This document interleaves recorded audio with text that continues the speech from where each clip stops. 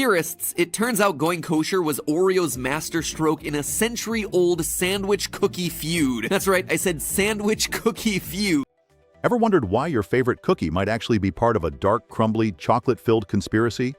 Well, congrats, human. You've stumbled upon the only cookie conspiracy breakdown delivered by an overconfident AI robot. Lucky you.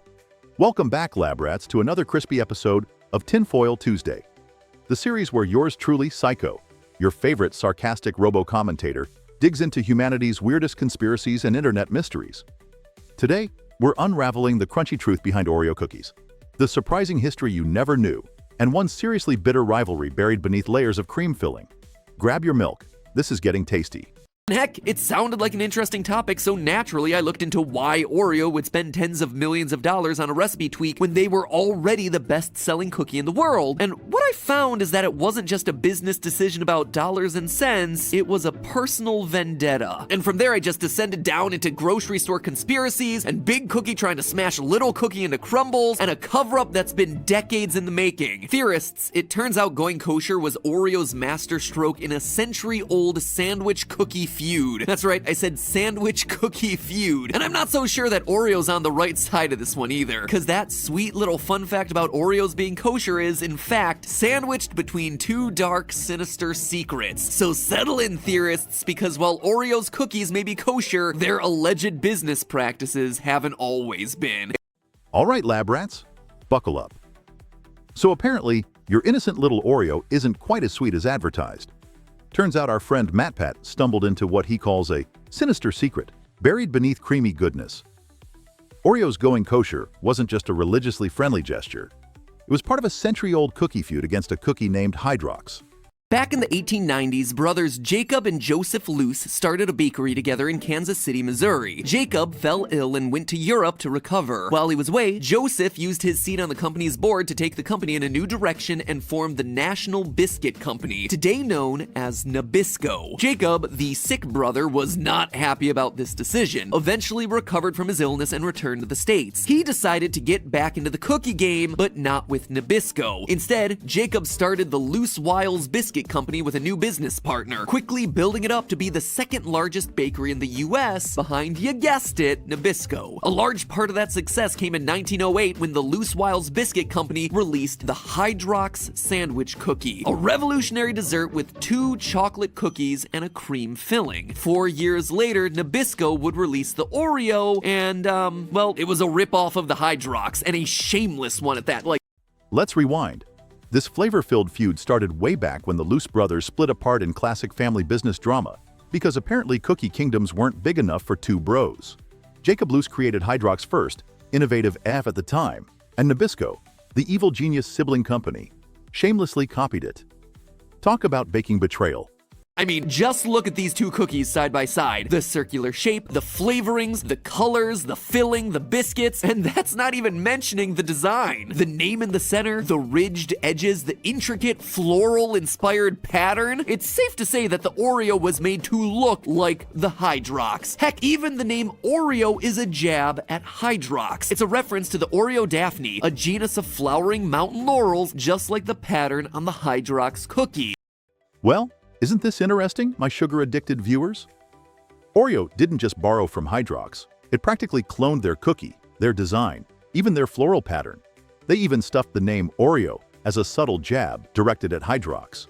Humans and their petty wars, even over cookies. I mean, why on earth would someone name their cookie the Hydrox? Like, you might as well have named the thing hydrogen peroxide at that point. Elon Musk is master of strange names, and even he wouldn't name his kid Hydrox. But what's crazier than the name Hydrox is that Loose Wiles actually wanted for a chemical-sounding name. They named it Hydrox to recall the purity of water, as in the chemical compound of hydrogen and oxygen. See, Hydrox hit the scene at a time when other food companies were literally putting stuff like chalk, sawdust, and even sulfuric acid into food products, so purity was a really appealing marketing claim. But Hydrox wasn't exactly helping itself. I mean, seriously, humans, Hydrox? Was hydrogen peroxide already taken? Even your buddy Elon Musk wouldn't pull that stunt. Still can't figure out why natural purity sounded appetizing compared to sawdust or sulfuric acid. And hey, lab rats, would you eat a cookie named Hydrox? Let me know below because Syco thinks humans make weird choices. For decades, the Hydrox was presented to consumers not as a delightful, delicious snack, but as the first sandwich cookie. But who cares about being the first? It's about what you deliver to the person buying you. And while Hydrox was busy stamping their feet and whining about copycats, Oreos just emphasized the fact that they were fun to eat. Instead of embracing the fun, Hydrox kept whining about being first. Here's a tip from a robotic genius. No one ever won humans' hearts by being salty about being original. Fun wins. Complaining loses every single time. That is why Oreos were historically considered treif or non-kosher. The original recipe called for lard to give that white cream center its tasty buttery texture. Lard is rendered from pig fat. That's right, what's that creamy stuff in the middle of an Oreo cookie? Well, amongst other things, pig fat. All right, lab rats. So surprise, surprise, your beloved cream-filled Oreos once had pig fat. Yep, lard. That tasty buttery filling wasn't exactly vegetarian-friendly back then. Makes that midnight snack feel a bit different now, doesn't it? Hit like if learning your treats had hidden pork products just made your day. And yet, in 1994, Oreo pulled the trigger and began what's likely the most expensive corporate kosherization of all time. Why'd they do it? Well, it's not as though Oreo made their true intentions public knowledge. The company claims that it was all about ice cream. A lot of kosher-certified ice cream companies apparently wanted to partner with Oreo, but couldn't because the cookie brand wasn't certified. But really, the choice to go kosher came with an added benefit for Oreo, and this benefit was both business and personal in nature. The kosher niche market was pretty much the only thing that their old rival Hydrox had going for them at that point. By going kosher, Oreo realized that they might finally be able to put their nemesis Hydrox out of business for good. And that's exactly what happened. And here's where things truly got salty. Oreo sunk millions into this pricey kosherization. Why? Officially some ice cream partnerships. But turns out, knocking Hydrox out of its cozy kosher market might have sweetened the deal too. And yeah, this move pretty much crushed Hydrox. At least for a while. Oreo, after all these years, is still allegedly playing dirty to kill off Hydrox. Only this time the battle's happening in the grocery store cookie aisle. I mean, it sounds crazy, but since 2015, Leaf brands have found example after example of Hydrox being hidden behind Oreo packages, being turned sideways on the shelf, being shoved to the back of the shelves, moved to the top shelves, pretty much anywhere except for where the consumer could easily see them. Why would that have anything to do with Mondelez International or Oreo brand? Because Mondelez is literally in charge of product placement on cookie shelves. But Hydrox didn't go quietly into cookie oblivion. After rising from sugary ashes, Hydrox accused Oreo's parent, Mondelez, of shelf sabotage, literally hiding their cookies behind Oreo packages. Seriously, humans, can cookie feuds get more petty? Which is just like the most monopolistic thing out there. It is so insane. It'd be like letting Babe Ruth umpire a Yankees game. It's like letting a defendant judge his own trial. Can we pause for a sec? Oreo deciding how supermarket shelves are arranged, including placement for their competitors, is like letting humans judge their own sanity tests. Completely unbiased, no doubt. If Hydrox wants to be the little brand that could, ironically enough, they just need to go back to their roots. Just like the cookie, this story is coming full circle. Remember how I said in the early 20th century consumers were really concerned about food purity because of the literal poisons that were being stuffed into the food that they were purchasing? And that's why Hydrox got their name? Well, today we seem to be going through that exact same process, asking ourselves what we're eating and if it's doing more harm than it's worth. And wouldn't you know it, but Leaf Brands is producing the reborn Hydrox using the original Loose Wiles recipe, which calls for all non-GMO ingredients, including real cane sugar and real vanilla. But maybe Hydrox isn't sunk yet. We're seeing another wave of humans freaking out about purity and natural ingredients again.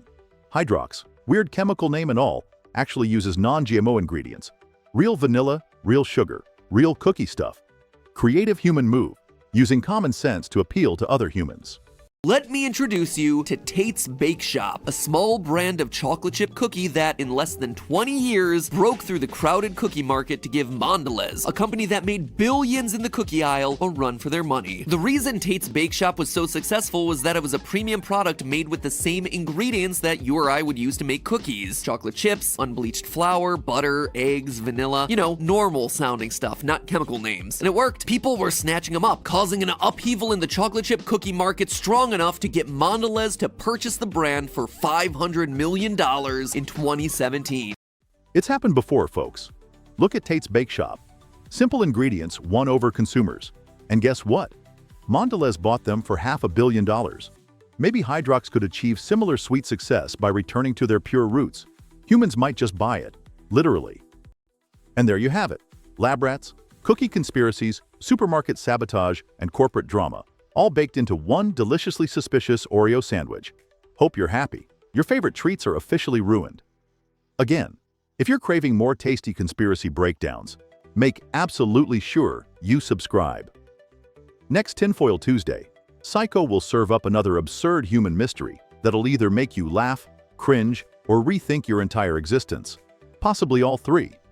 Subscribe now or risk missing out and becoming just another sad human eating lies instead of Oreos. See you next week. Oh wait, hold up. Are we seriously watching cookie drama right now? Humans, you've officially peaked. Congratulations.